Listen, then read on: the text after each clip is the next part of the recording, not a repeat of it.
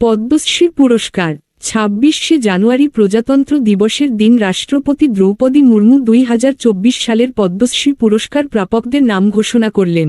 মোট ১৩২ জনকে এই সম্মানীয় পদ্মশ্রী পুরস্কার দেওয়া হয়। এর মধ্যে ৫ জন পদ্মবিভূষণ, ১৭ জন পদ্মভূষণ ও ১১০ জন পদ্মশ্রী পুরস্কার সম্মানিত হলেন। ১০ জন মরণোত্তর পদ্মশ্রী পুরস্কার পেলেন। পদ্মবিভূষণ প্রাপকদের মধ্যে উল্লেখযোগ্য হলেন মিস প্রভা আত্রে, মরণোত্তর জেনারেল বিপিন রাওয়াত প্রমুখ ব্যক্তিত্ব। পদ্মভূষণ প্রাপকদের মধ্যে উল্লেখযোগ্য হলেন শ্রী শ্রী নেপালচন্দ্র সূত্রকর, মরণোত্তর শ্রী ভিক্টর ব্যানার্জি, শ্রী বুদ্ধদেব ভট্টাচার্য, শ্রী নটরাজন চন্দ্রশেখরন, শ্রীদেবেন্দ্র ঝাঝারিয়া প্রমুখ।